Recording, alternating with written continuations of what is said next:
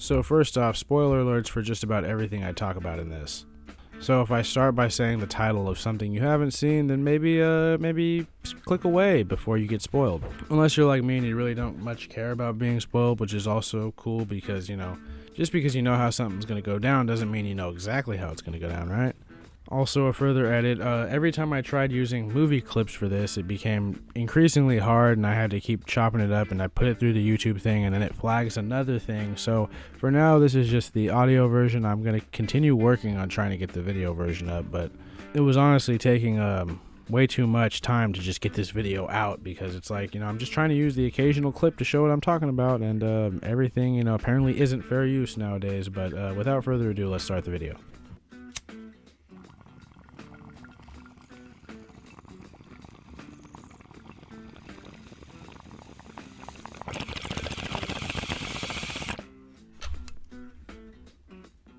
Alright, first of all, welcome back to Honored Madman, and sorry about that delay. The holidays came, and with them they brought a giant storm to where I live, an area which is notoriously underprepared for storms.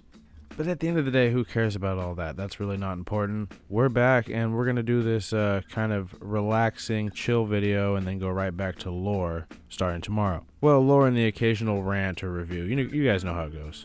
But as the title of this video probably implied, we're going to be talking about all of the cool TV shows and movies that came out across 2022, or at least the ones I watched and remembered to mention. But we're not going to be talking all about the good stuff. We're going to bring up some of the bad stuff too, but let's get to movies first.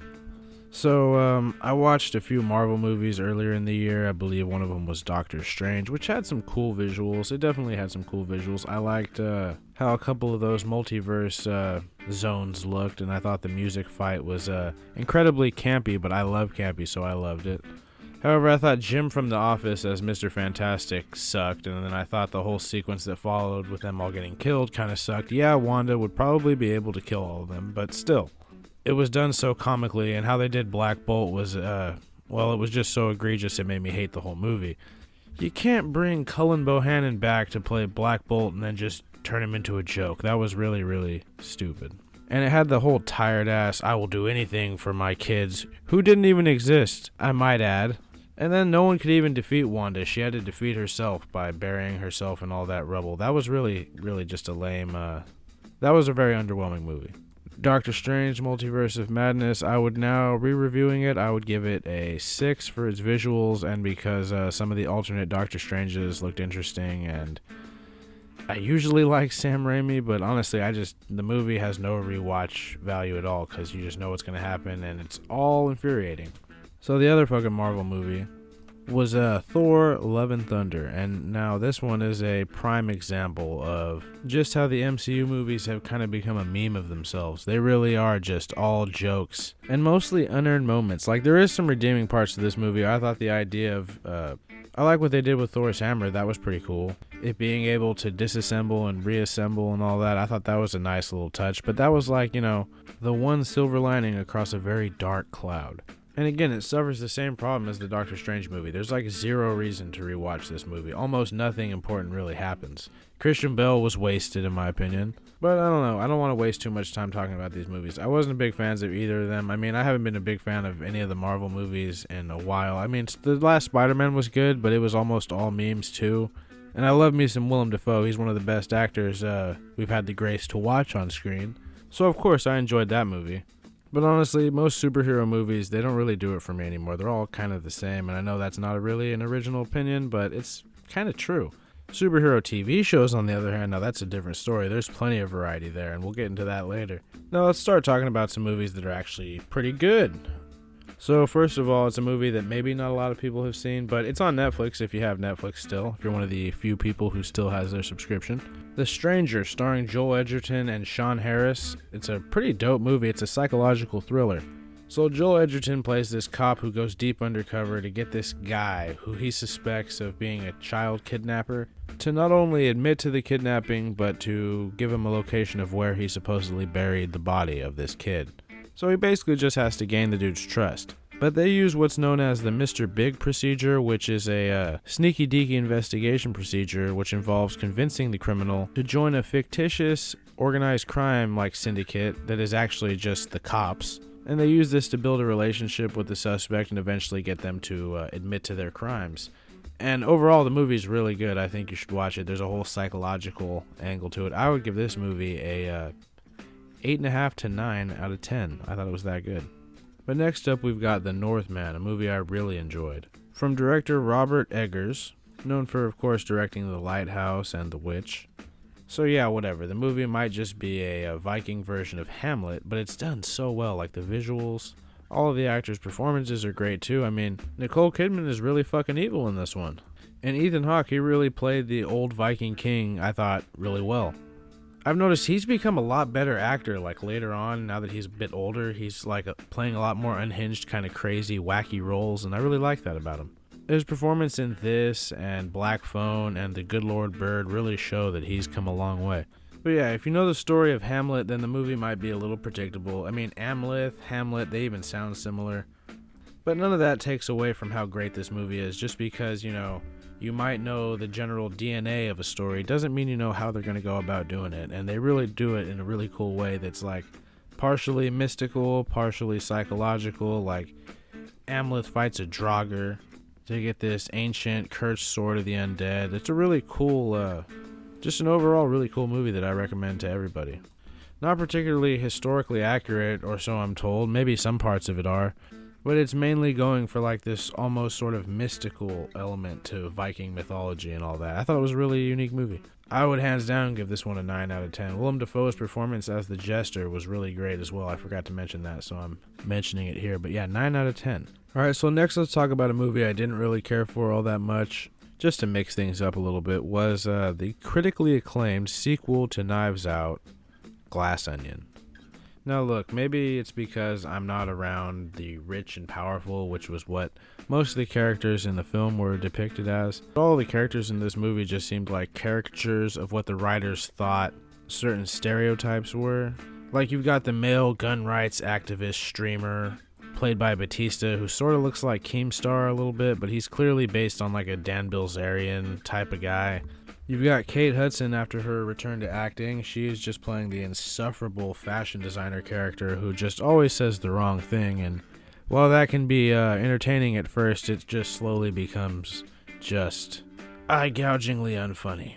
Which sucks because, I like Kate Hudson. I mean, Rian Johnson should be at fault for this one, surely. I just feel like this movie is an example of how when you get a bunch of celebrities and you have them play these cardboard cutouts of cartoon characters, none of the actors really try. They just are all, just hanging out for the check.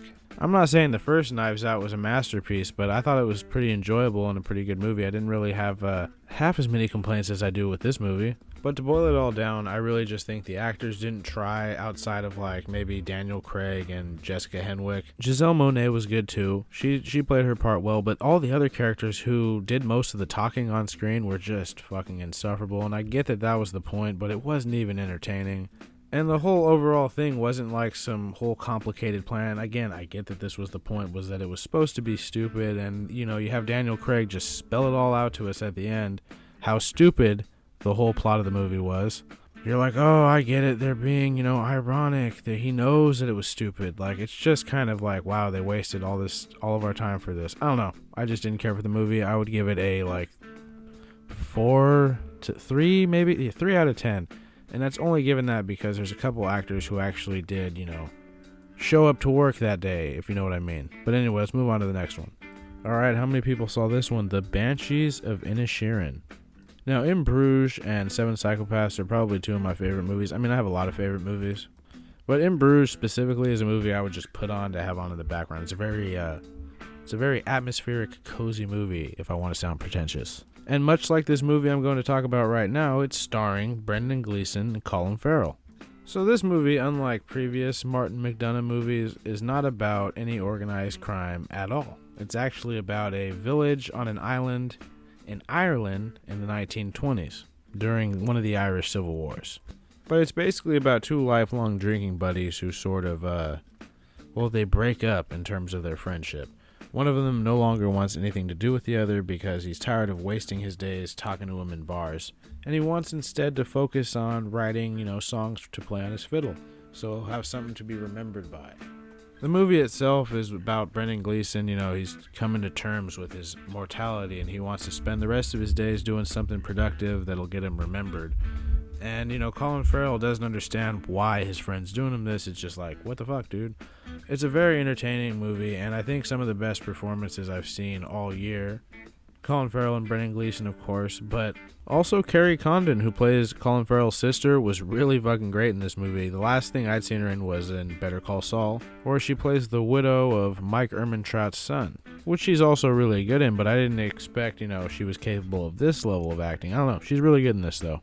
But the movie escalates when Colin Farrell, he just pesters his friend. He keeps bothering him every chance he can get. He keeps bugging Brendan Gleeson because he's like, why, man? Why can't we be friends no more? This is fucking stupid. He insults him. He calls his music, gay. He's like, this is whack.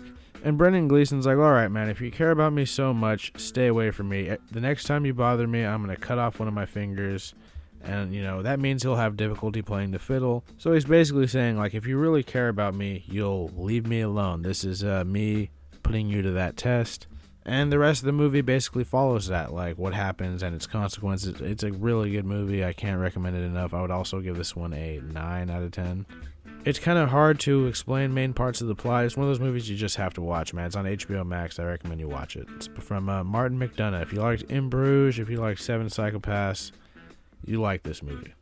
Next up is Bullet Train. Now, I know this is a remake of a much more popular Japanese movie, I believe, but I thought this version was fun. I really liked Brian Tyree Henry's character, and Brad Pitt playing like a bumbling idiot can usually go hit or miss, but he was actually really likable in this movie, at least in my opinion. It was cool seeing the guy from Warrior show up in it too, playing Hiroyuki Sanada's son. Overall, this is a really fun movie that I think I would just kind of throw on to just have on in the background because it's got that level of replayability. I really like this movie.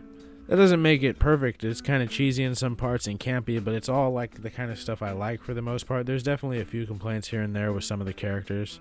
I mean, you've got Michael Shannon playing like this ridiculous Russian accent, which is hilarious, and I think it's supposed to be over the top and ridiculous. Obviously, you have to suspend most of your disbelief for like the entire movie because a lot of ridiculous stuff does happen, and they do survive insane shit at the end. But again, fun and entertaining movie. I would definitely give it like a solid 7 to 7.5 out of 10. I think it was pretty good. Now, I also watched Everywhere All at Once, or Everything All at the Time. The movie with Michelle Yeoh and the multiverses and the guy who played Short Round All Grown Up. Now, this was a movie that fully utilized its multiverse concept. It didn't just use it as a sort of audience attraction like some of these Marvel movies are doing, but it used it as a sort of setting or a movie type genre to tell like a much more simple story of acceptance and menopause and all that stuff that women like. Obviously, I'm just kidding. It was a really good movie. And I was really, really impressed by Waymond, the actor who played Waymond, Short Round All Grown Up. Who would have thought he would just come back to acting out of nowhere and just kill it? Like straight up knock it out of the park. What a guy. And all the ideas for the multiverses and, the visuals with the donut, I thought that was all pretty cool and really unique. They really made the multiverse thing work for their movie. I liked that a lot. I think this one was it was definitely a better movie than Bullet Train, obviously. I would enjoy something like Bullet Train more because of my tastes, but this was obviously better made, so I should give this one like a 8.5 out of 10. Maybe even 9. Like, I have few complaints, and if I was like someone who related to the themes, it also deals with what it would be like being an Asian immigrant in America and everything that comes along with that. Not something I could relate to, but definitely something a lot of people could. And same with the menopause stuff. That's not necessarily something I can relate to, but I'm sure a lot of people could. That's what I mean. It took a lot of these concepts that like someone like me couldn't relate to, and it made them super like a part of the movie in a meaningful way, whether you related to them or not. So definitely, solid movie. But now let's move on to what I prefer over movies. TV series. I think that series are better for a lot of reasons because they give you more time with the characters, more time to plot out a more meaningful story if done correctly. So let's start from the bottom and work our way to what I believe is the top, which is not what I did for the movies. The movies were super out of order. But I spent more time working on the TV shows part of this video. So without further ado, let's get to the TV shows segment.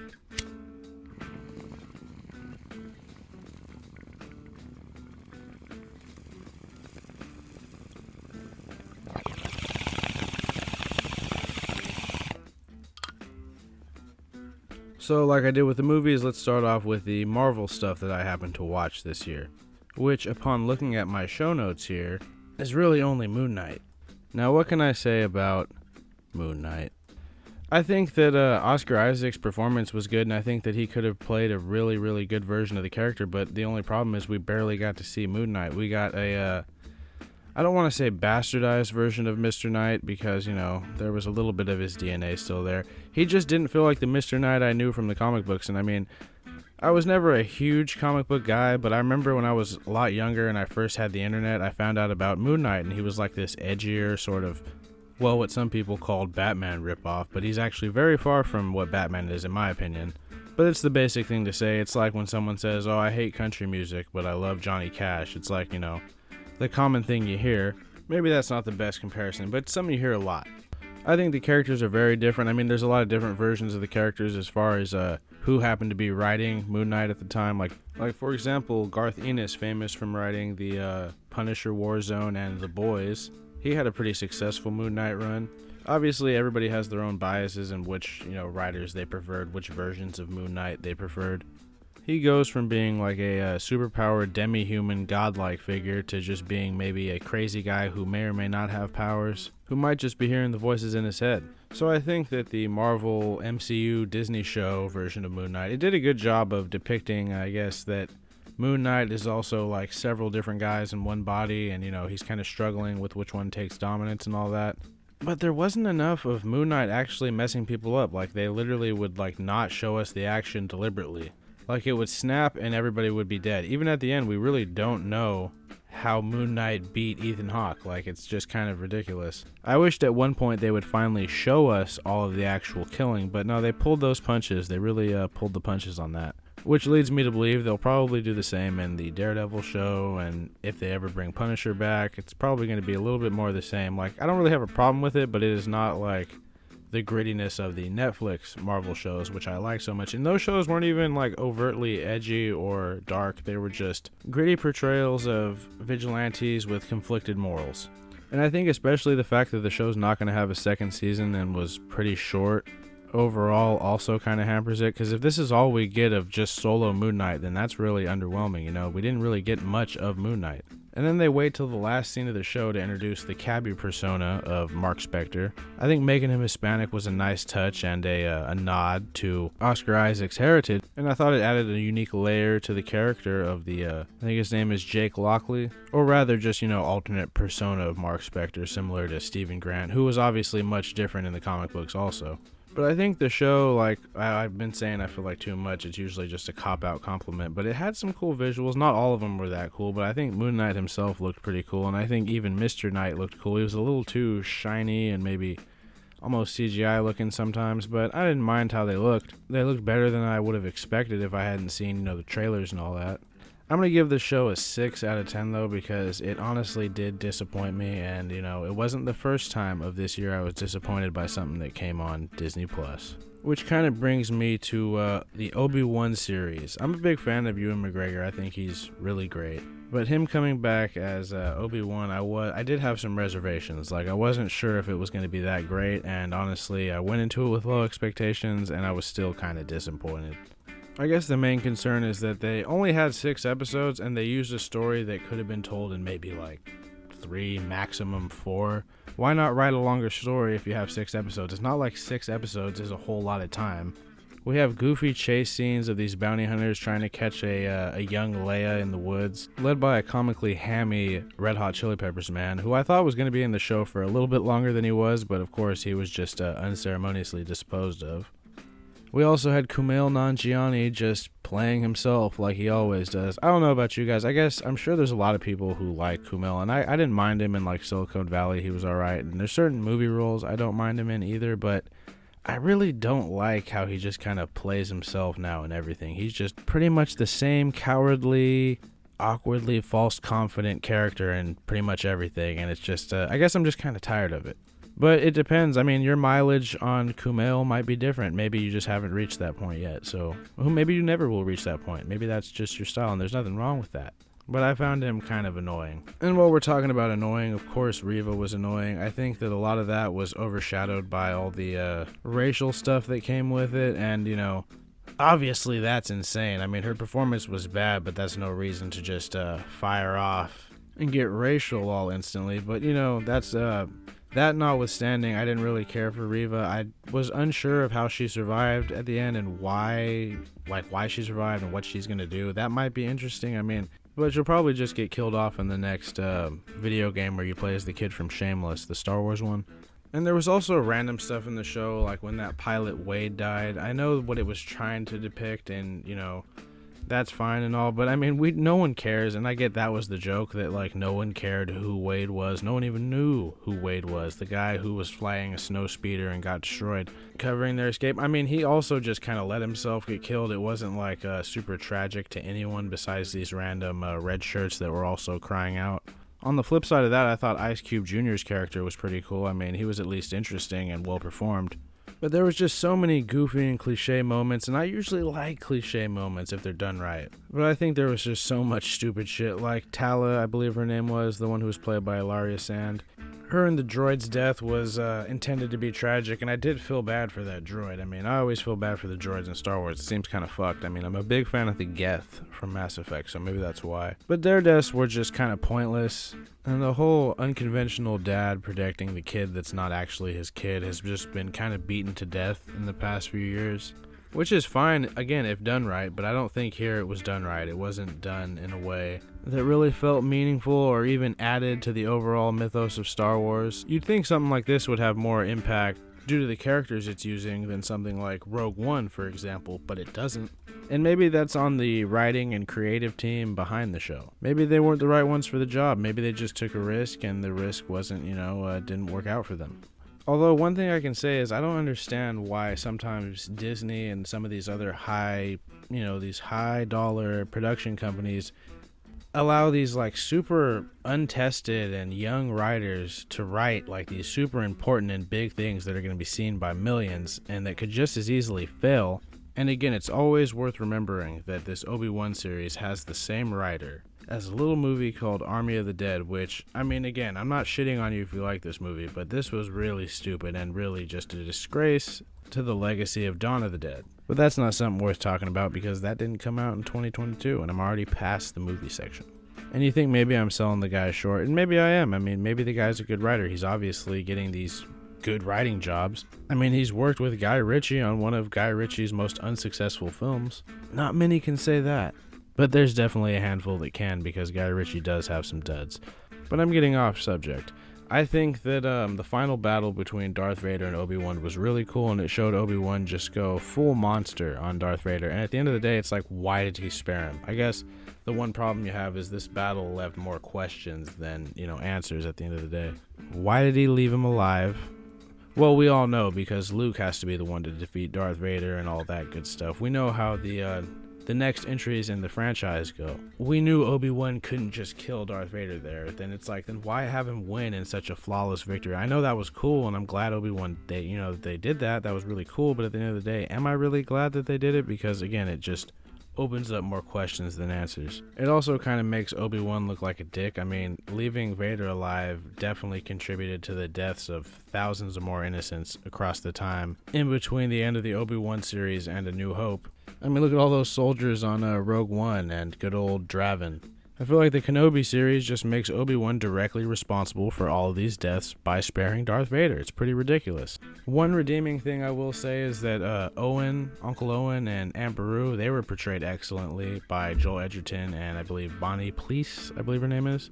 But they really did depict Owen as the badass he's supposed to be. I mean, there's an old clip from a deleted scene of A New Hope where Biggs Darklighter tells Luke, he's like, your uncle's badass. He fended off an entire tribe of Tusken Raiders with just a blaster. Which, it might be a tall tale, but I'm sure he's pretty handy with a blaster. There's plenty of legend stories that depict him as at least pretty competent. And here in the show, we have him, attempt to fight off a trained Inquisitor. And don't get me started on the Inquisitors. I really hate them, and I hate Dave Filoni's invention of them. I think the helicopter is the stupidest thing I've ever seen. I much prefer the Sith assassins from Legends.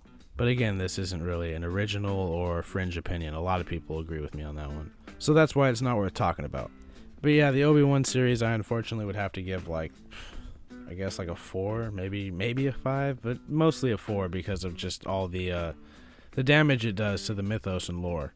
That being said, it was really nice seeing Ewan McGregor as Obi-Wan again. But let's move on. I've talked about this for too long.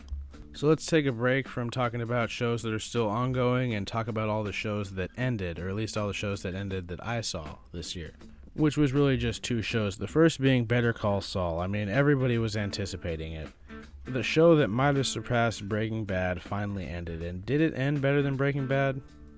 I think it's tough to say. Like, I liked the ending of Breaking Bad a lot, but I never thought it was like the best possible ending. It was definitely, I couldn't envision a better ending for sure. I couldn't think of something better.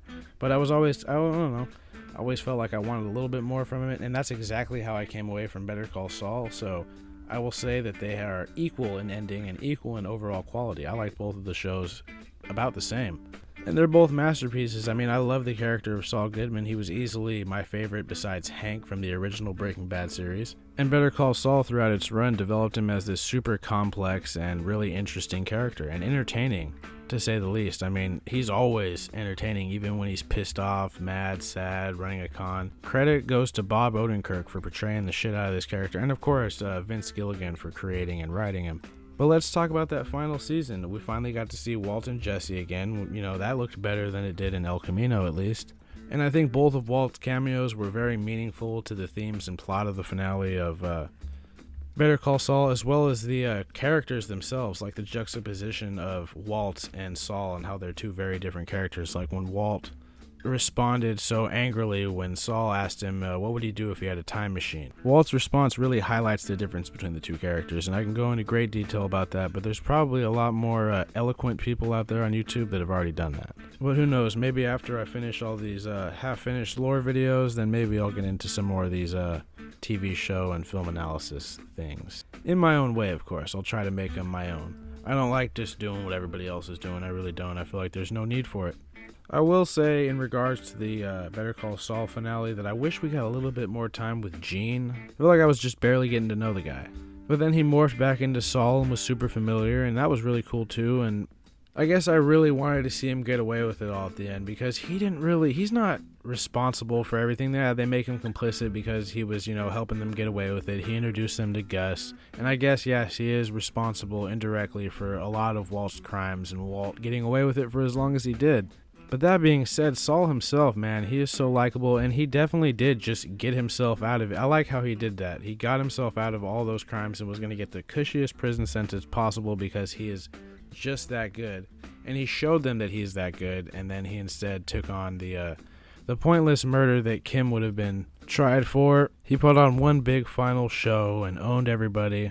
And then took the worst possible punishment and is going to live out his days in prison, but he'll be comfortable because he knows all the prisoners. He's helped them all out. They all welcome him in with open arms.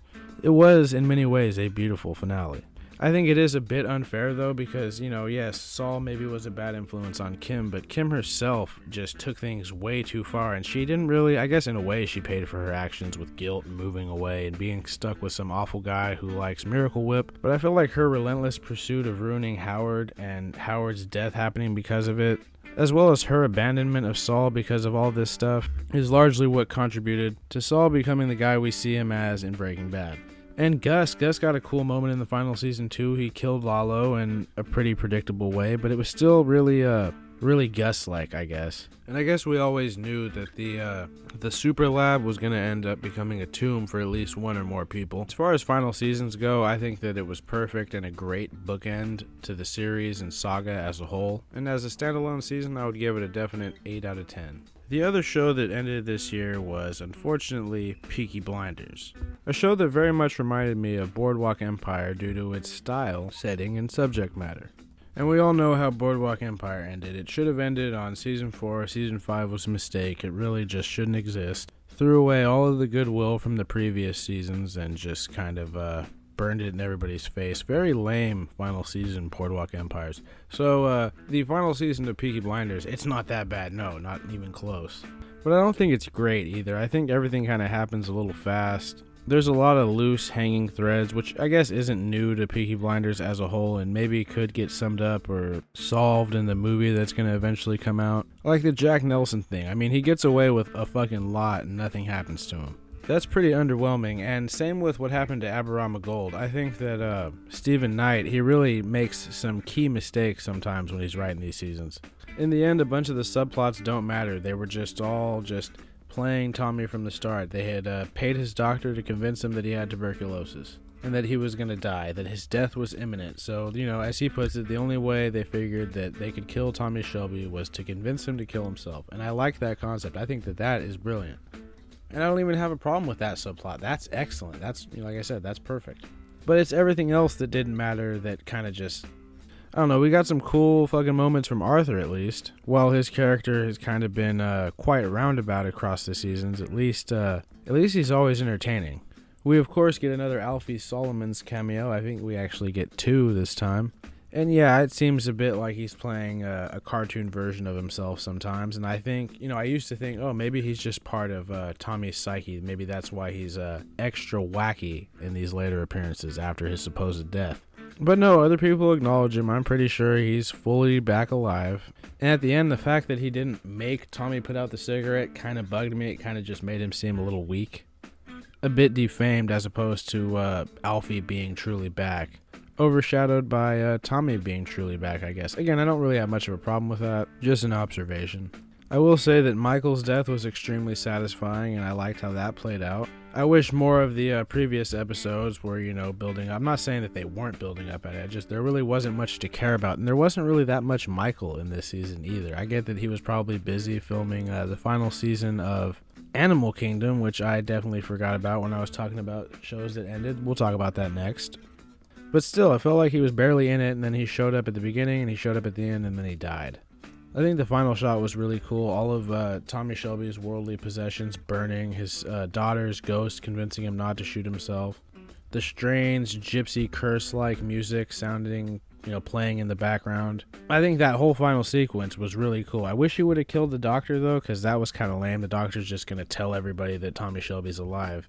And maybe that's what he wanted. Who could really know what Tommy Shelby's endgame was? I think that whole final sequence, though, that was perfectly well done. I think that there was a lot of loose threads left at the end. Maybe they'll get summed up. Maybe they won't. As a final season, I would give this maybe a 6.5 or a 7. But that final scene was definitely like a 9 out of 10. And the series as a whole, I would definitely give an 8 as a whole. Maybe if this final season was a bit better, it would have a 9 or a 9.5.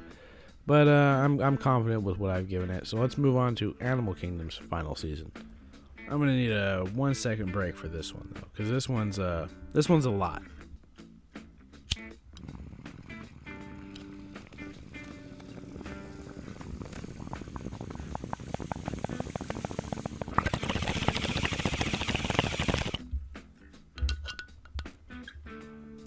So this is a show that I didn't think I was going to like as much as I did. I was a really big fan of the movie. It was great. Ben Mendelsohn played the character Pope, and I never thought I'd be able to see anybody else embody this character. That was until I saw Sean Hitosi's take on it in the TV show. And because we're given so much time with him, I think he's obviously the better character of the two versions because we're given so much time to develop him further and make him much deeper than he is in the movie. So the movie obviously is set in Australia and is depicting a Australian crime family that was inspired by true events, because up there in Australia, or down there rather, the cops can get away with a lot more than they can here. Even though it seems like they can get away with a lot here, they can get away with more down there in Australia. See what I said about that movie, The Stranger? Or just watch the movie Animal Kingdom. I mean, that's a great example. But the TV show is set in California, Oceanside to be specific, and it focuses on a surfer-esque family of criminals that specify in bank robbery.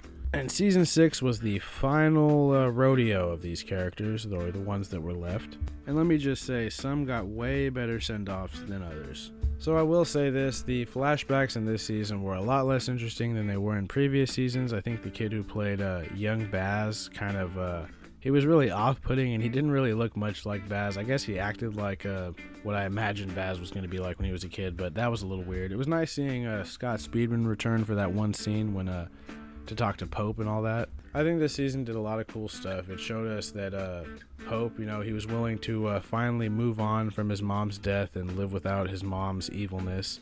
And he builds a skate park and becomes a man of the people to all these skater kids. And unfortunately for him, that opens him up and gives him a couple weak points that are then exploited by a super unscrupulous cop. And she really only gets away with it because Pope is a very he's a principled man. He really does feel guilt for his actions, and he really does feel bad that he killed Baz's wife Catherine and left her daughter without a mother. And while the cop was a super unlikable character, and I always hate these kind of corrupt cops who, they never get any comeuppance for their actions. And yeah, don't expect any, Again, spoilers for all of these shows. She succeeds in locking him up. But I think the most annoying part of this season was the main character Jay and his whole side story with that girl who had an army boyfriend. That was some of the most uninteresting shit I've ever seen, and he's constantly just blatantly trying to fuck over his family now when they really, we can go argue for this all day and all night.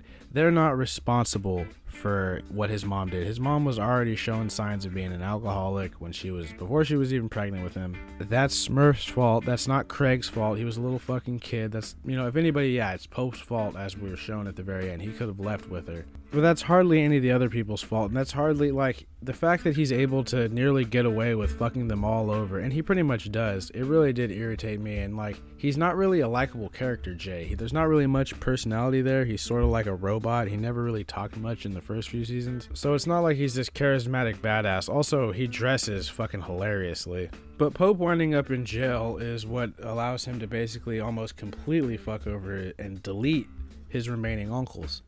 Which, again, breaking out Pope isn't the best idea. Maybe they should have just left Pope in there until Pope himself wanted to get out. And, that, again, we can go tit for tat on all of that. But what happens is they stage a perfect escape for Pope. And basically Jay sabotages every single little detail to it. And gets Craig killed. I guess you could say that he didn't get Craig killed, but he put them in a situation that led to Craig getting killed. And Craig was, he hated Jay. They hated each other like the whole show. I mean, he started banging Jay's girlfriend, and it was a whole thing in the show. But the fact that Craig died so unceremoniously, that he gets killed by a kid due to basically Jay's sabotage of the plan, and that there's no comeuppance for it is really infuriating. Now, Pope, who is probably one of the best characters in TV that I've seen in a long time, he manages to survive every single sabotage and actually stops Jay, a guy who only murders women, need I remind you, while Jay is trying to burn down the house for good. He beats him, he ties him up, he has Jay beat, even though Jay tried everything in his power to stop Pope and get Pope killed and to fuck them all over for their money. And because Pope has a lot of guilt for, abandoning his sister, he allows Jay to escape, and, he just kind of succumbs to his wounds after burning the house down. I think, in terms of Pope's character, it was a beautiful ending because he was holding on to all that guilt for all these years. As the viewer and as a fan of Pope's, it really fucking sucked. But at least he had Jay beat at the end. That was a really cool... I guess I'm showing an obvious bias for Pope here, but he really was the whole reason I was watching the show there at the end. I think Darren and Craig's ending was some of the most rushed shit ever. And again, this, as a season overall, as a final season, this was probably a 6 at best. There was a lot of uninteresting stuff. It was solely carried by Pope. All the good stuff had to do with Pope's character entirely. I'm not saying I don't recommend this show because it is a really fun journey and ride and all. But yeah, that's how I felt about it. Let's get on to stuff that hasn't ended and is still ongoing, or possibly ongoing, or maybe it's just standalone. Let's see what's next on the list. Alright, let's talk about The Boys Season 3. I mean, there was a lot of good stuff here. There's a lot of cool, super-powered Billy Butcher moments, a lot of cool Black Noir moments, even his death, which was really sad. It was an end of his arc, at least. We had Anthony Starr once again proving that superhero characters in TV shows should be given awards for their performances, because look at this guy. I mean, he really does kill it. He really is Homelander, and that's pretty scary. I like that. He's definitely one of the best characters I've seen in a long time. Best portrayed characters, I should say. And again, that's the same for the whole cast. I think Billy Butcher couldn't be played by anybody else either. And Frenchie and Kimiko have all made the roles their own to separate themselves from the comic book, which is kind of a different animal. I mean, they definitely have all the same DNA and a lot of the same characters, but they're all different. It's a different telling of the same story, I suppose. But let's get to some of the other stuff that happened this season. Alright, so, Soldier Boy, he was a great addition. He was portrayed great by the guy from Supernatural and Smallville.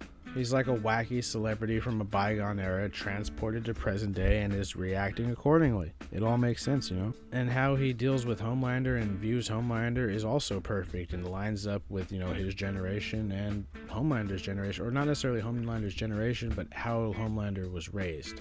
But that being said, the final confrontation in this season, there was really no casualty besides Butcher. And there was a lot of focus on this whole, oh yeah, the masculinity, that's what we're talking about a lot this season. You see, like, Huey, like, was painted in this way where he was just completely in the wrong for wanting, you know, the power to protect, not even necessarily protect his girlfriend, but to just not feel like he was just a burden. And that's not a bad thing. Like, that's kind of the way that the writer Eric Kripke, he talks about it. He kind of just, and this is why I don't think that most showrunners should comment about their shows. It's the same with some of the stuff I'm going to talk about in Hot D. He's taking what could be something that could be interpreted as more deep and complex and just simplifying it and making it, oh, this is what I meant.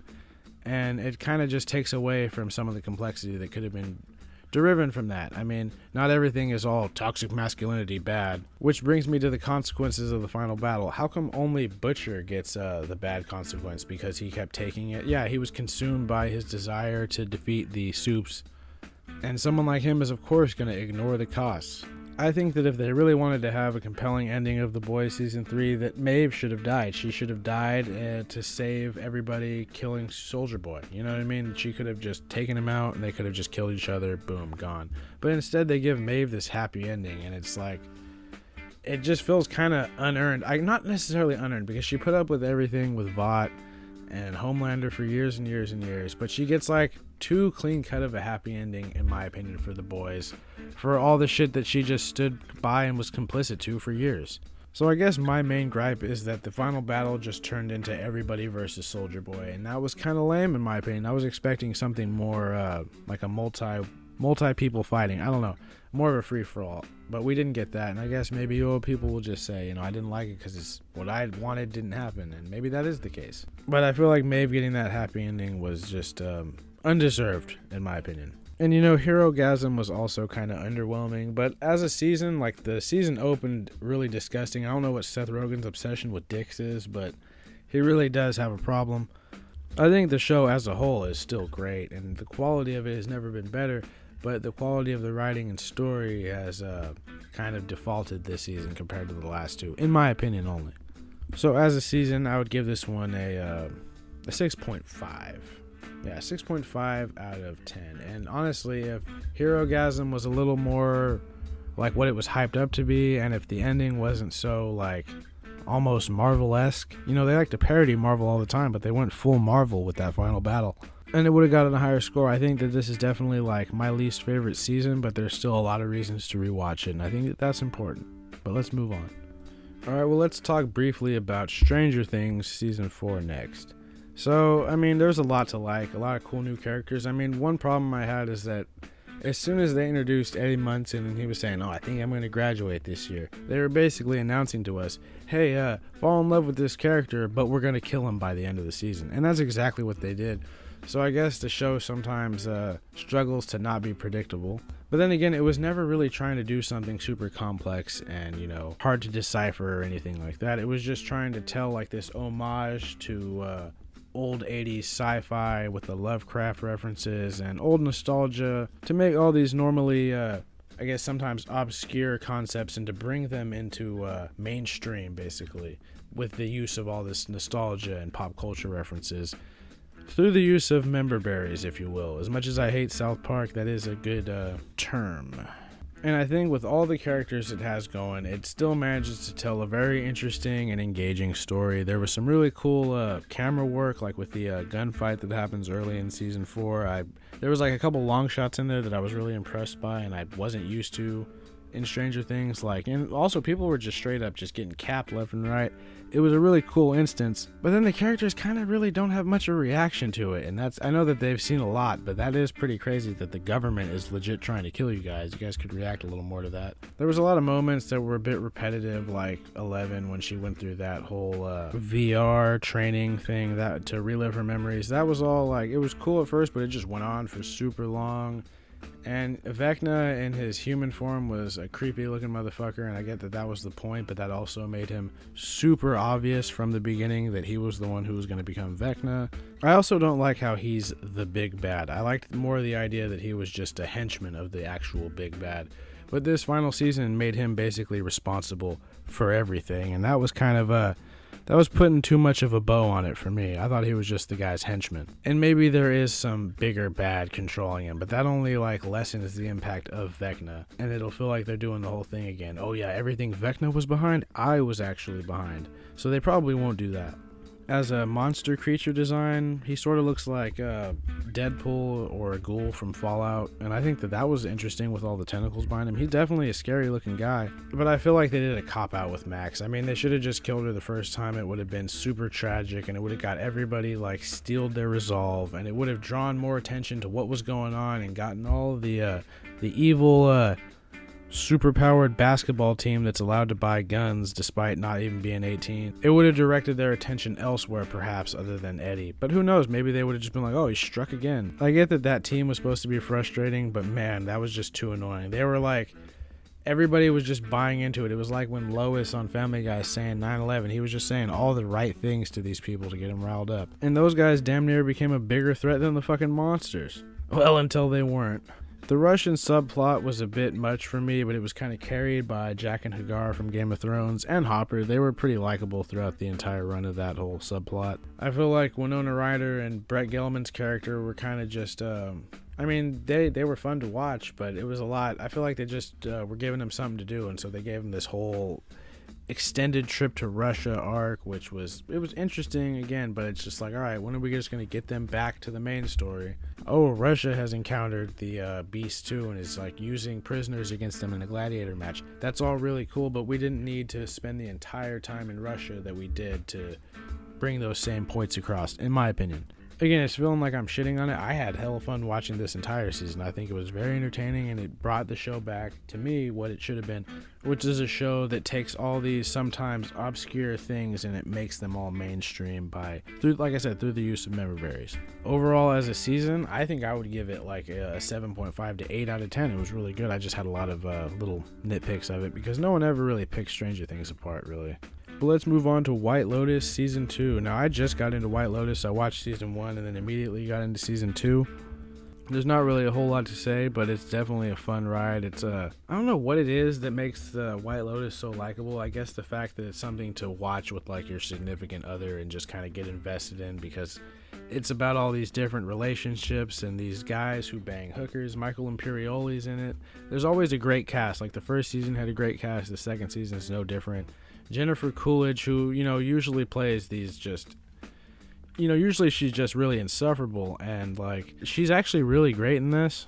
I don't know, I feel like the White Lotus is a hard show to review because if you don't really like this kind of stuff, you might just find it boring, but it's actually pretty funny too. And again, if you have not that kind of sense of humor, then you might not like it either.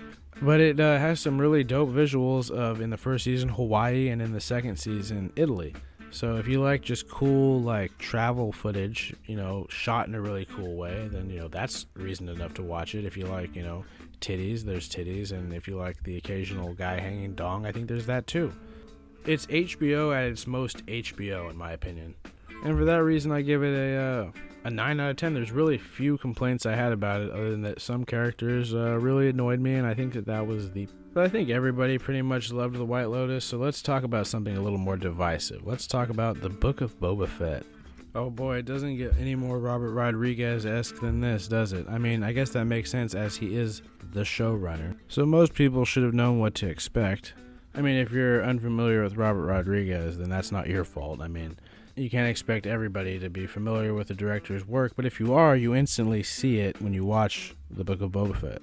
And that's for better and worse. So I think what made, in my opinion, what made The Book of Boba Fett better than something like Obi-Wan was that there was a certain attention to detail and care when it came to the lore of Tatooine and the world building. Like, it expanded the mythos of Star Wars in the current canon a lot more than something like Obi-Wan did.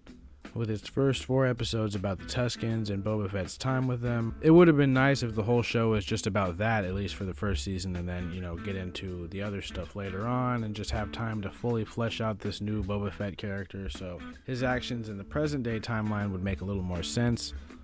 And yeah, I will say occasionally he was a bit bumbling, wasn't he? And he apologized to that cyberpunk kid. I can't get over that, but those are just small nitpicks.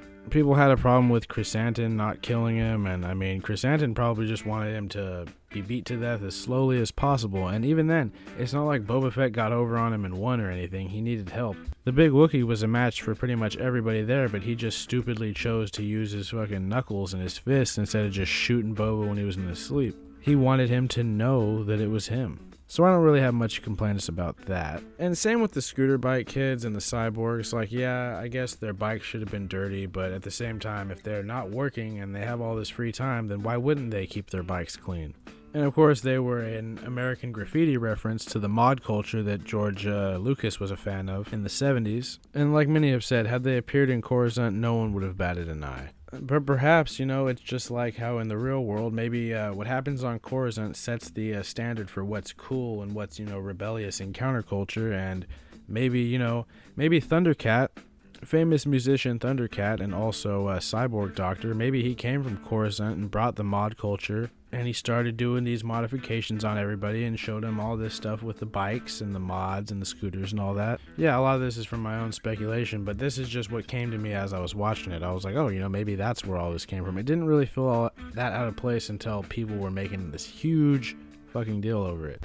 And yeah, people will say, well, Boba wasn't much of a crime lord, and I think honestly that was a mistake in the script. Like, I don't know why they kept saying crime lord. I think they did change it to daimyo, which is like a sort of Japanese lord type thing. But I would blame the advertising, because the advertising gave us something like, oh, The Godfather in Star Wars, or like Goodfellas, or like almost like an organized crime story, and that's really not what we got. We got a guy who's like on this path of redemption to try and become better. We got, what happened to him immediately after he survived the Sarlacc pit, and what happened after his events in The Mandalorian Season 2.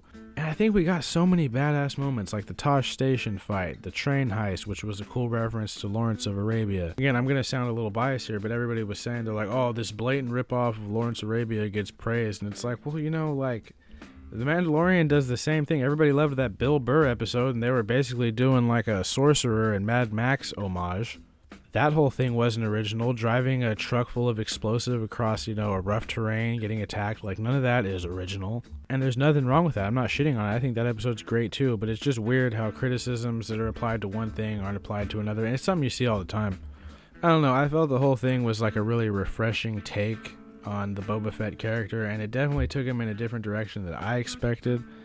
The talk he has with Fennec around the fire, like that whole sequence really just sums up the character of Boba to me. And even during the final battle, which I wasn't a huge fan of, his conversation with Din and their whole ridiculous final standoff together, that is like what I expected from the characters. Like, that made sense to me. As ridiculous as these two guys are, it all made sense and lined up with what I thought of the characters. And, they brought in Cad Bane, had him get a cool send-off. They even brought back Space Raylan Givens, Cobb Vanth. I was really sad to see him get shot. And then when Alien Dan Doherty showed up, he was like, the Marshal's dead, or shot down in cold blood. I was like, damn, they killed Cobb. And I made a joke, I was like, oh, maybe he'll get a cyborg attachment on his shoulder to make him draw faster. And the final scene of the show was him getting cybernetic upgrades. And, I'll say I was shitting on other things for being predictable, but that was like a joke prediction, and it fucking happened. I like when stuff like that happens. So maybe I'm biased in favor of this show. Like, people will say, oh, that chase scene was stupid and slow, and it's like, well, I think that it wasn't even as noticeable or close to as noticeable as the chase scene, the on-foot chase scene in Obi-Wan, where a young Leia outruns all these aliens and flee from Red Hot Chili Peppers by running in slow motion. I think, honestly, if the editors would have just sped up that scene a little bit in Book of Boba Fett, people wouldn't have complained. I truly believe that. Like, I don't know why it was left to look so slow, and how it was shot, and how Boba Fett just appeared at the end. Yeah, it was goofy. I'm not going to ever defend how that was shot. But most people just jumped on hating on the scooter kids, and that's fine. That's something is age old, hating stuff in Star Wars. I was, again, maybe fairly biased to them because I'm a fan of Sophie Thatcher's, because she was in that movie Prospect, and we'll get into it later, but Yellowjackets. And her character was cool. We didn't get very much of her, but I found her believable. Even when Stephen Root showed up playing Stephen Root like he does in everything. Fuchs from Barry, I don't know. I don't want to harp too long about why I think that the Book of Boba Fett got an unfair treatment, but I do have to address one more big problem I had with it was the 2 episodes that didn't even have the character in it. Like, did Jon Favreau really, not have faith in this show that he had to put 2 episodes, the first 2 episodes of the new season of The Mandalorian in it, right in the middle, to just throw everybody off, to just completely destroy the pacing of it? If this show was allowed to stand on its own 2 feet and have those other 2 episodes to further build up these characters and these, these set pieces and these relationships, then the show would have been infinitely better. It was hampered down. And people will say, oh, they were the 2 best episodes. How? And it's well, the first part of the first one of them was cool with the meatpacking plant. I loved all that and his struggle, and then him meeting the big Mandalorian and fighting him. I loved all that. The shipbuilding montage and all that took on way too long and just kept going. And then there was the stuff with Luke Skywalker and the other one, which really was out of place in the fucking Boba Fett show. And not really all that interesting. I mean, he ends up getting him back anyway. It really felt like extreme filler, and people were really calling them the best 2 episodes. It's because they're all that Star Wars theory guy. They're all kind of, I don't want to be insulting, because if you like stuff, there's nothing wrong with that. But the way people were treating it, it's just because Luke Skywalker and they got to see Luke Skywalker and The Mandalorian again, those were instantly the better episodes. And because they didn't like the way the show was going. I mean, they're entitled to think that, but the fact that it became the narrative and all these articles were publishing the same opinion, just furthering the fire, it was really annoying to me. And yeah, I didn't really care for the final battle all that much. There was a lot of cool stuff, him riding the Rancor, their little last stand with the jetpacks. That was all cool. Putting Chrysanthemum in the Trandoshan district was infinitely stupid. Yeah, we'll put one Wookiee in the section full of guys that hunt Wookiees on the reg. Yeah, that's smart. The Gamorrean guards got shafted also. They were the most loyal henchmen Boba had, and they were put at the edge of town, and they got pushed off a cliff unceremoniously. No funeral for them. That really bugged me. They really do get treated pretty badly, the Gamorreans. I thought they were going to redeem their whole race, and then they just get screwed over like that. I did have a problem with Dave Filoni having in his episode his character, Cad Bane, come in and shoot Timothy Olyphant and literally outdraw Justified's Raylan Givens. I mean, obviously, Filoni's a fan of Justified. He wears a fucking cowboy hat ever. He's just saying, oh yeah, my character is even faster than Raylan Givens and Seth Bullock. That's how it felt. I mean, obviously, I might be a little anti-Dave Filoni. I don't hate everything he's done, but I don't worship the ground he walks on like some of the other Star Wars fans. But again, I've talked about this long enough. I would give this show a solid 75 out of 100, 7.5 out of 10. And I think it would be much higher also if they didn't waste those 2 episodes on another show. I truly believe Jon Favreau didn't think the show could stand on its own, so he had to put those 2 things in it. But again, I digress. Let's move on to some actual non-divisive topics. Since we're on the topic of Star Wars, let's go right into Andor, which I think was probably one of the best Star Wars projects we've ever seen, at least since Rogue One, and for sure since Disney took over. I mean, it's almost universally agreed that the sequel trilogy didn't work out, and I know it's low-hanging fruit, but I fucking hated it. And there were a few moments, Finn had the promise to be such a cool character. They wasted his potential. They wasted all the characters' potentials. They made nonsensical choices with the writing and the directing. I don't need to, further displace or talk about how much they biffed that. I actually really like Rogue One and Solo. I think those are both pretty solid movies. I own them. And hey, I like The Mandalorian too. I think The Mandalorian was good. I liked the Book of Boba Fett, and I liked parts of Kenobi. We all heard my whole rant about that. But Andor stands above pretty much anything else Disney Plus has produced, and I could truly say that because it's Tony Gilroy was allowed to fully execute his vision, unhampered by any of the other bullshit, unhampered by Dave Filoni. Yeah, he had his own story team that were just giving him ideas. He wrote his own story, and the story team would give him things that work, like locations and items, and he would probably ask, what are some artifacts you could fill up this guy who keeps rare antiques full of, and they gave him all these cool little Easter eggs.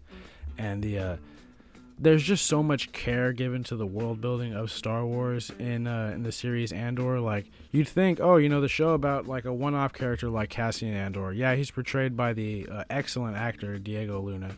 But you'd think there wouldn't be like that much attention paid to this series when stuff like Book of Boba Fett and Obi-Wan is out. But no, this show literally manages to be better than both of them combined. And yeah, it does have like, I think, the same amount of episodes as both of them combined.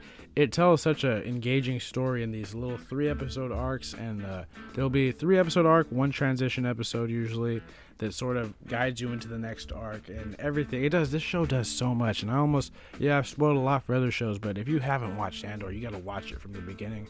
Stellan Skarsgård is in it. He is like the rebel version of Palpatine, essentially. He's maneuvering behind the scenes and building this rebellion and betraying people, selling other people out, all for the good of the cause. The planet visuals, the settings, it's all so fucking cool to look like. It almost feels like you're watching like Star Wars X Blade Runner, like, at least in certain parts. Other parts, like the prison arc, that's very THX, George Lucas movie. It was definitely inspired by that, but it's like this dystopian style prison that the Empire has to help them build parts for the Death Star, I believe, which isn't really a spoiler, that's just like a little Easter egg. But then there's also the things that this show is canonized, like the Rakatan invasions, which Book of Boba Fett was already kind of doing by saying, Tatooine was once filled with water. And then we have Stellan Skarsgård saying, this is a Kawadi signet. It celebrates the uprising against the Rakatan invaders. The Rakatans, if you might know, if you've played KOTOR, Knights of the Old Republic, they were this ancient evil race that once ruled over the entire galaxy, including Tatooine, and they went to war with the natives, and the natives eventually, after losing their surface water, they sort of evolved into 2 separate species, the Jawas and the Tuskens. Now, they might not do all of that in current lore, because that is a bit strange. I think Andor does a good job at incorporating old lore and building on the world, while also telling completely unique and original stories. Andor is also like one of those things that's a bit harder to review because it's got all these separate arcs that happen in succession, and I would have to make a whole video dedicated to it, and I know I've said this before that I would, and I will, but it just keeps ending up somewhere different on the list. But I can't recommend this show enough. I would give it a 9.5 out of 10. I really have very few complaints when it comes to this show. Even the political stuff, like, I don't usually care about political stuff in anything, especially not Star Wars, but I feel like what they did with Mon Mothma's character was really cool because, she's a character that has a lot of lore behind her, and she's pretty important in terms of the rebellion and all that. And they showed the struggles and sacrifices she had to make while being, this well-off, rich senator who's, fighting against the corruption and the imperialism of the Senate back before Palpatine destroyed the Senate and got rid of it. And that's something that I would usually find boring in other shows, but they actually made it interesting because it's happening in Star Wars and all these name drops and mentions, and I know the world, so it felt more meaningful. Obviously, your Star Wars mileage may differ, but I really like this show, and again, I would give it a 9.5. The next on the list is a show I'm really fond of, but is also, I guess, a bit divisive. Some people hate it, and some fans of the comic have, disavowed it because of how different it is, and that's fine too, but I really like the dynamic between the characters in the show, and I'm a big fan of the Umbrella Academy comics as well. So yeah, I'm of course talking about Season 3 of the Umbrella Academy, which, yeah, it might not have been as good as Season 2, which I think was a fucking masterpiece. It was undoubtedly way better than Season 1. Yeah, there were some plot points that are kind of pointless and abandoned, but they do still serve a purpose. Even the kid from Euphoria's character, yeah, he was again kind of pointless because he wasn't actually Diego's kid, spoiler alert, but no one ever thought he was anyway, really. At least I didn't. But the fact that he kind of just disintegrated and was never heard from again was kind of funny. I mean, that was just, it felt like a loose end, but it really just got him out of there after he was no longer needed. And, I don't really have a problem with that. I like when things are that blatant, honestly. I guess the Sparrow Academy is worth talking about. We got only a few minutes with the number 1 of their group, Marcus. He died pretty quick by touching the Kugel Blitz. And the other ones, they weren't super developed before they were killed off. I'm talking about Cassie David's character who spits acid, like literal LSD acid. And of course, Mark Ruffalo, who has some sort of voodoo doll power. He looks super cool in the comic books, in my opinion, but really, really grotesque in the show, which was a nice touch. And honestly, when they're introducing all these characters, they got Jerry Cinnamon's Sometimes playing, and that was a really cool sequence. I really like that song. I guess they get points for that. And of course, the characters that stick around are Mean Ben, the evil version of Tentacle Ben from seasons 1 and 2, the ghost. There's also Crow Girl, who can basically spawn crows, like these spectral crows from her body, and then they turn corporeal, the crows. Her power was my favorite, although it came with the fact that she had like no eyes. It looks like that her eyes were pecked out by crows or something. Like, it looked really metal, and her outfits were very reminiscent of the Matrix. But she was really too evil to actually like, so she was just really cool in concept. One of the Sparrow Academy is this cube. It's like a sentient space cube, and that leads me to believe that some unfortunate woman gave birth to him. The sheer dynamics of that are mind-boggling at best, as Austin Powers would say. But the fact that there was another Doomsday plot wasn't really a problem for me. I figured that was just going to be the setup for every season, is that there's some kind of like world-ending thing that they're causing that they then have to fix. I like that idea. I don't really find it repetitive because each time it's different. One standout I have this season is Reggie. I mean, we really got to see Reggie this time. We saw how he was defanged by his children this time around. Obviously because of Pogo. Pogo didn't think they were ready, so he gave them the tools to neuter their dad while he ran off and joined a biker gang. I will say, that shot of Pogo at the tattoo shop, that was the trailer, I think, when I first saw that the new season was on Netflix. I was like, oh shit, this is cool. Pogo's got tats. Like, I don't know, pretty cool. I really like the CGI work they do and Pogo's voice acting. But we got to see Klaus and Reggie reconnect, and we got to see, this different version of Reggie who is caring, you know what I mean? But he's also the same ruthless scientist that he's always been, and we see that when he straight up kills Luther just to bring the group together so that they'll go through with his plan. He's a ruthless manipulator. I love that about him. For him, all of the ends justify the means. And honestly, I've been wanting to do a whole video about this character for a long time, but his conversation with Five when they're sitting on the edge of the world like that, where he just kind of laughs at him. He's like, oh, you're so full of yourself. You know how many worlds I've seen fall? Like, I don't know. That could be so hack in something else, but the way it was delivered and the way that conversation was done in the Umbrella Academy really stood out to me. And I really do think that the show is underrated. I think that maybe the show got a little bit too much undue attention because of Elliot Page, but I think they handled that even pretty well too. They just got it out of the way and then kept moving on with the main story. Now let's get to the other stuff. I hated Harlan, the old man. That's mainly because that was my one issue with season 2 was Elliot Page's whole love interest with that lady. Like, it was just so annoying. Like, the lady, it was just so cliche, and it was the one thing that dragged the last season down, and people will be like, oh, you just hate it because of this and that, and it's like, I just wasn't entertained by it. Like, that was the least. Everybody else is doing something entertaining, and that's what her character was doing. Like, I mean, come on. And I remember at the end, we're like, oh, now this weird kid has powers, and of course he grew up to be a weird, murderous adult that we now have to feel bad for because it's Elliot Page's fault he's like this, but he's killed all these people. He kills Cassie David and Mark Ruffalo. He kills all their parents, which inadvertently starts the time paradox that they have to stop from destroying the world. Like, he's the reason the world's ending. That was the one time I was with the rumor. I was on her side. She definitely should have killed that guy. Fuck that guy. Everything else she did in this season, though, I don't agree with. She tried to seduce Luther. She tried to rape Luther. It wasn't good. She was pretty much a villain, and she kind of got the happy ending she wanted at the end, and that bugged me too. Like, why does she get to save the day and get the best possible ending for her? She doesn't deserve it. But then I guess neither did Reggie, and really he's the one who got what he wanted in the end, as we're shown. I will say I really liked Lila's dynamic with the group, and I really liked Luther's love interest. I really wish we got to see more of her in action, like with her gravity powers, but I think she was a solid addition to the cast. I mean, she didn't really have much of a personality outside of, I'm the smart one who likes Luther, but that worked. I mean, I don't usually care for the relationships, but that didn't feel forced at all. Like, I was happy to see Luther finally happy after, he's kind of had this long sadness, this eternal sadness to him. And then he gets fucking killed. Like, honestly, I think the show I like this season a lot. Like, sure, towards the end when they went to Hotel Oblivion, it sort of maybe devolved into a martial arts B-movie a little bit with the samurai enemies. But I like that. The campiness of it, it seemed like it was by design supposed to be like this really campy sort of confrontation. Like, whoever designed this room, the Hotel Oblivion, was like, they designed it maybe in a way that was incomprehensible to the normal mortal, so they comprehended it in the only way they could, which was this really wacky hotel with free sushi that kind of tasted weird. I don't know. I've got a lot to say about this season and everything, but I really liked it. I thought all the new characters were good. Some better than others, for sure.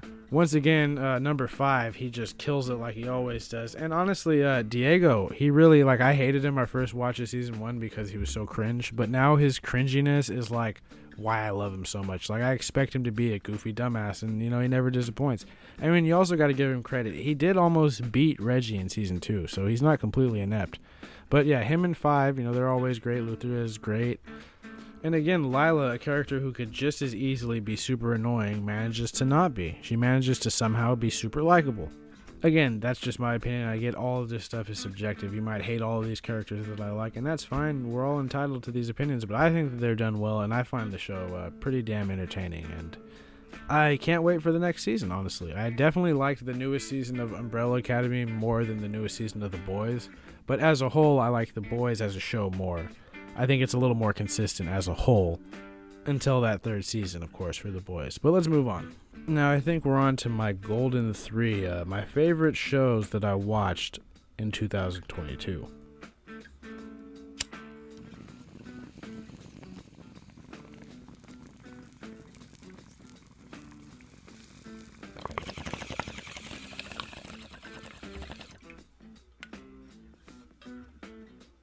Now, in no particular order, I think these are the 3 best shows that premiered, had their first season in 2022. Or in the case of one of them, on the cusp of 2022. I'm still counting it. So let's get the first one out of the way. Hot D. What can be said that has not already been said? It definitely won the battle of the streaming service fantasy prequels, that's for sure. I mean, look, I was unable to finish watching Rings of Power and unable to finish watching Witcher Blood Origin because they were just not interesting at all, and I couldn't follow them. They failed to grasp my attention. Now that, I'm not shitting on anybody who did like them, but they just did not pull me in. And I have a lot of love for the Witcher universe and a lot of love for Middle-earth. Not as much love as I have for the Witcher universe, but you'd think that these things would tie me in, but they really didn't. They just happen to be like these fantasies that are sort of set in these universes I like, but they don't pay any respect to the universes at all, really. But unlike that, we have Hot D, which blew them both out of the water and did pay respect to the source material. I mean, it is adapting a loosely defined history book kind of thing. Like, Fire and Blood is just a fictional history book about the Targaryens, and it's not even completed. Volume 2, who knows when that'll ever come out. There's several short stories that George had written before Fire and Blood came out that were expanded on and compiled in Fire and Blood, like the Rogue Prince and stuff like that. Now, unlike the other 2 shows I mentioned, I feel like House of the Dragon was starting off at a disadvantage. I mean, we all freshly remember how bad the final seasons of Game of Thrones were. And I say final seasons because the rot started in late season 4 and just got worse throughout each season. But a lot of that can be chalked up to the fact that the books weren't finished and that those David and Dan guys started panicking because they didn't think there was any way they could end this story, and they just wanted to so they could go play Star Wars, which they hilariously lost after botching the ending of Game of Thrones. It's a little poetic, I guess. George Lucas would say that it rhymes. But because what House of the Dragon is adapting is so like all the source material is very vague and not super defined. It's like summaries, summaries of events that happen told through the eyes, 2 different pairs of biased eyes, differently biased eyes. So what we're effectively seeing in House of the Dragon is the events as they actually happened, whereas what we see in the book is just, it's just alleged because none of these guys were actually there. Well, some of them were, like Mushroom, and we have their accounts, but they could just be lying. That's the beauty of it. And that's one thing I wish George would tell Linda and Elio, those guys who run that website of his. I wish they would have a talk with George, and George would be like, all right, you got to stop with the fucking tweeting, dude. Like, you got to just chill out. Like, yes, they are 2 separate continuities, but, saying, this is fact when it's really just true to what was said in Fire and Blood. I'm not talking about how the Valerians changed race. We'll get into that in a little bit.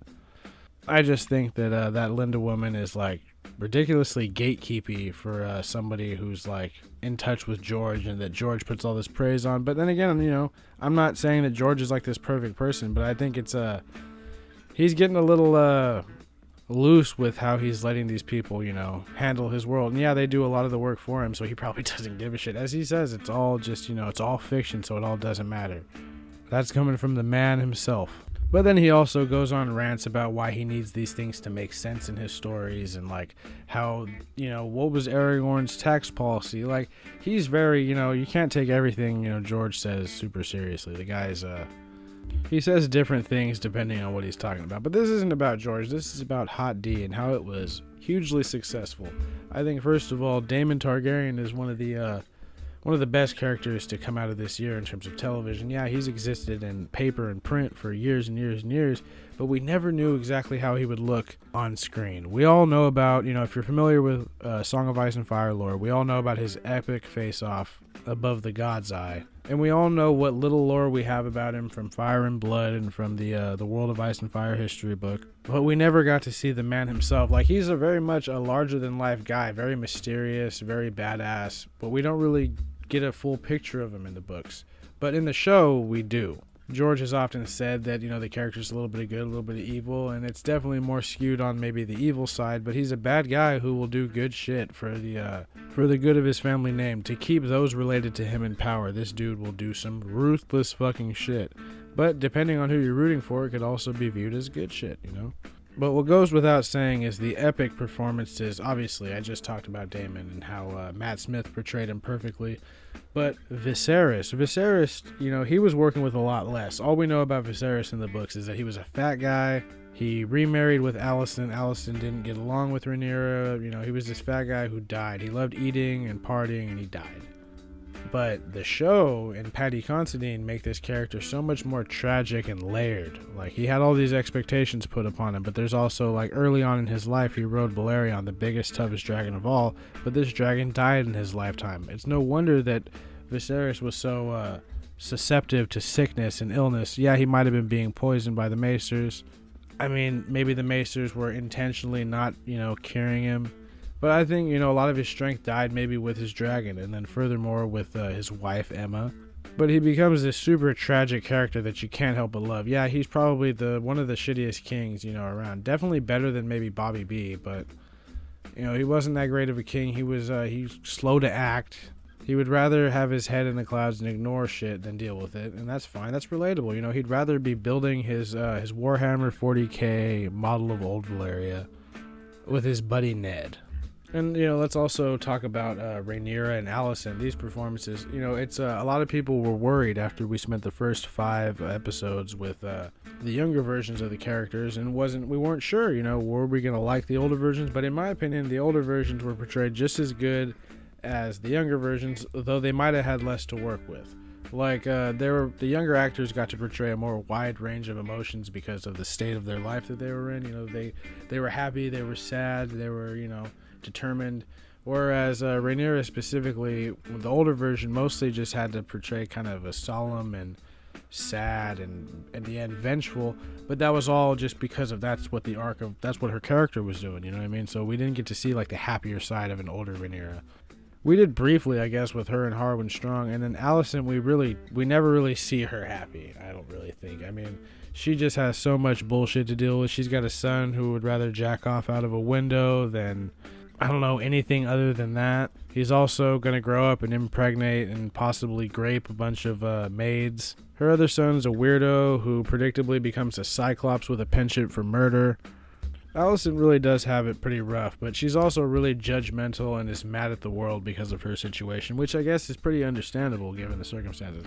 I don't know, basically, I don't want to spend all this time just talking about each of these individual characters. I feel like I've been talking about Hot D for like 20 minutes.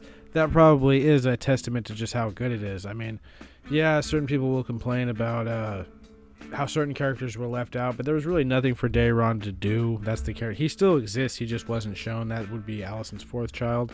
Other than Helena and, the other 2. Some of the CGI, maybe not the best, but I think most of it, I like how the dragons look. I like how they gave the dragons personality. Caraxes is definitely my favorite dragon that I've ever seen on a TV. I never really liked dragons, had a favorite dragon, but I really like Caraxes. He's got a uniqueness to him. And I like how all the dragons, like I said, are pretty unique and they kind of have this personality that reflects their writer. My biggest complaint about this show is how they keep trying to tie it back to the original prophecy with that dagger. Honestly, this show would benefit just from as little reminders to the original Game of Thrones TV series as possible. We don't need to relate everything back to the White Walkers right now. We're never going to see, Rhaenyra and Daemon fighting the Night King. We're never going to get to see anything like that. So why even try to tempt the audience? What is that trying to do? Tempt them to go rewatch Game of Thrones? Why would you want them to do that? Once they get past season 4, it's nothing but downhill. Like I said, even towards the end of season 4, you can start to see the cracks.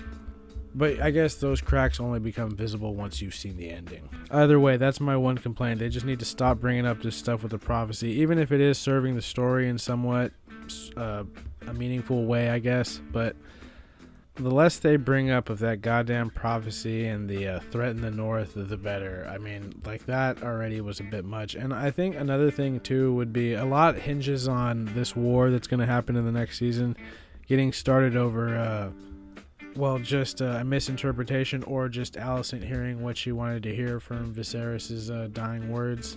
I do take issue with that, but I suppose it is more complex this way since we've built up the relationship with Rhaenyra and Alicent and them being childhood friends, which wasn't there in the book.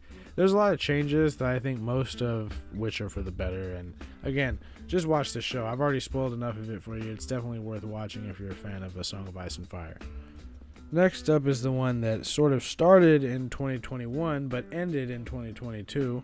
I'm of course referring to Yellowjackets. Now, I wasn't expecting to like this show this much, and I'm not saying it's super complex or groundbreaking even, but there's something about it that is really just enthralling to watch because, we don't really know which way we're going to go from it. We know who survives the crash, at least some of them. We know the characters that the story is following. But it's a bit like Lost where, and again, Lost gets kind of a bad vibe, But I think if you go back and watch Lost now, it definitely fucking holds up. It's still a lot more likable now as a binge than it was when it was maybe week to week. Because certain unimportant parts you can kind of just skip past or just not pay attention to. I don't know, I do think Lost got a bad rap. And a lot of why Yellowjackets is interesting is because it's not making the mistakes that Lost may have made.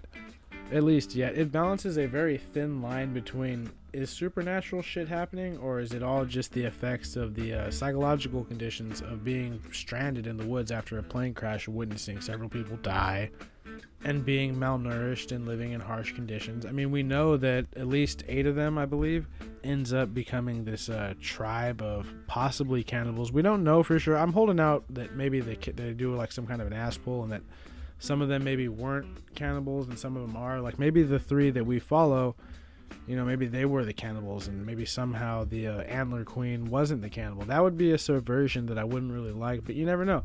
That's the cool thing I like about Yellowjackets is that it promotes a lot of theorizing on what's going to happen. And, often that can lead to just disappointment.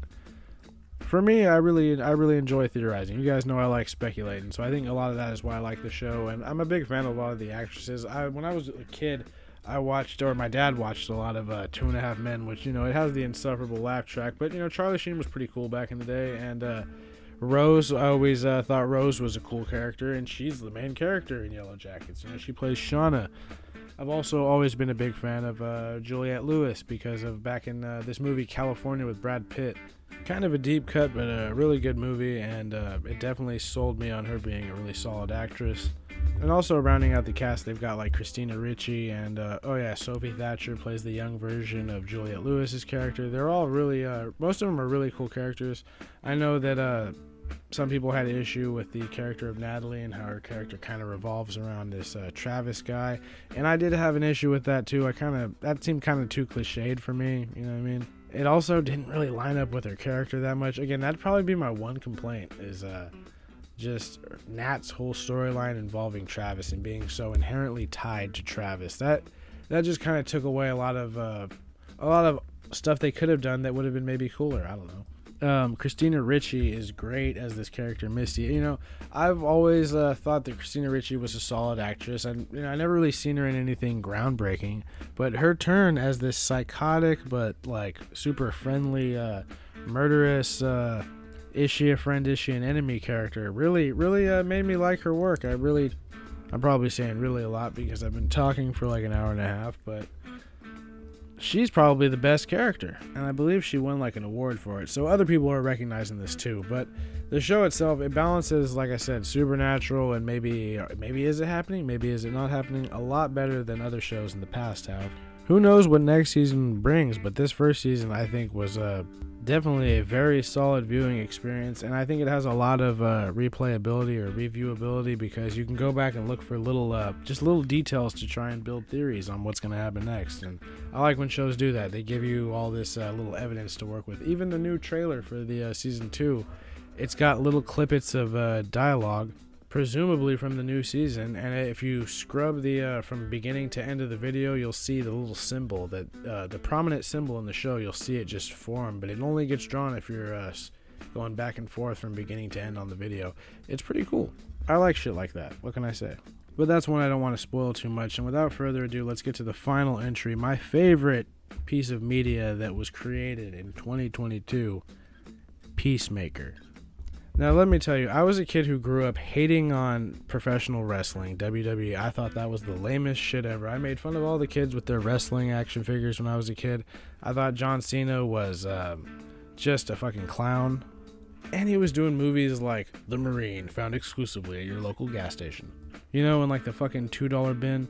But man, does James Gunn know how to really get the best performance out of somebody, because I mean, I already like John Cena after watching the Suicide Squad that came out the most recent one, not the one with Will Smith.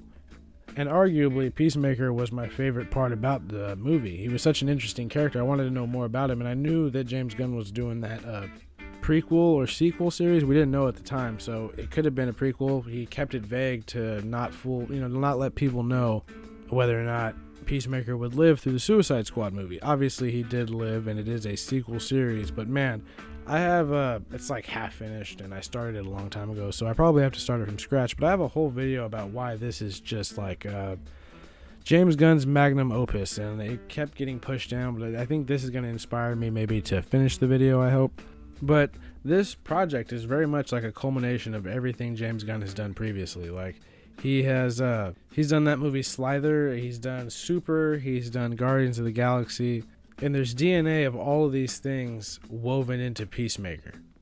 We've got Peacemaker's obsession with music. We've got, the fact that there's this wacky, unethical, kind of well-meaning but dangerous vigilante named Vigilante in this, much like in Super.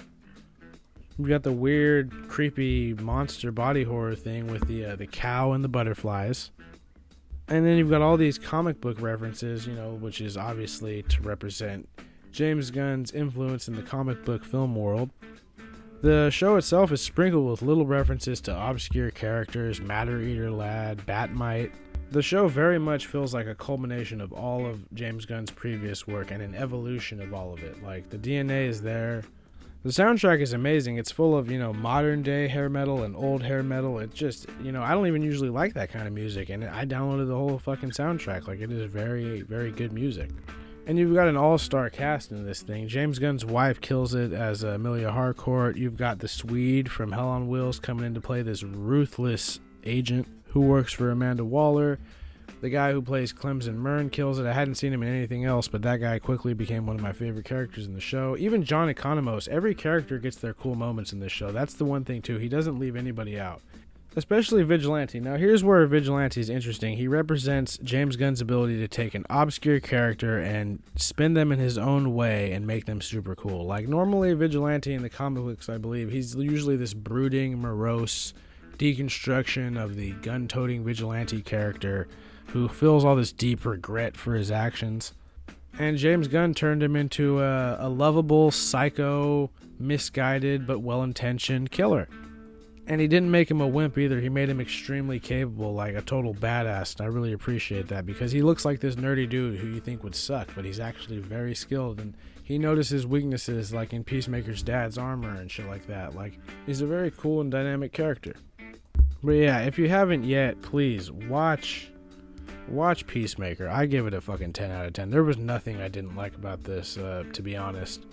My only complaint was that it was 8 episodes. I wish it was 10 or 12. At least Andor was 12. That was the upside about watching Andor. But without further ado, though, that's really it for this video. I mean, I kind of want to do one of these chill, laid-back, just rant-style videos about something every, once or twice a month maybe, sort of almost like a podcast. I don't want to do it all the time, though, because it's a lot of talking all at once. But I've got some cool videos coming up. I've got one about the World Serpent, one about the forging of Draupnir, which I consider one of the most profound moments in gaming, of course, in God of War Ragnarok. The fabled Ranny video could be coming to a screen near you shortly, like maybe really, really shortly.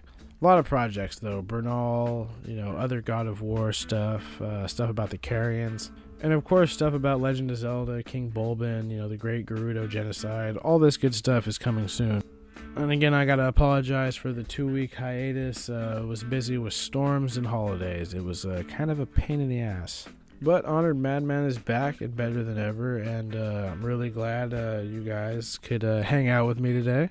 Let me know your thoughts about some of these movies and TV shows in the comments, because, I always love discussion about this kind of shit. It's not really something I get to talk to a lot of people about, because most people haven't seen all the shit I've seen. And I don't blame them. Who has the time to watch all this shit? I guess I do. I mean, there's people that watch even more than this. This is just all the stuff I remembered that I watched that came out in 2022.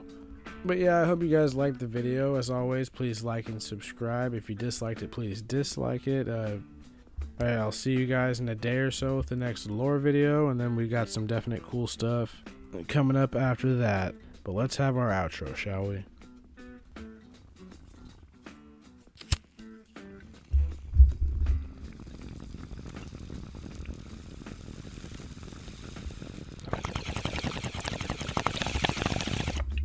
As always, everybody have a good one. I'll see you next time. Honored Madman, signing off.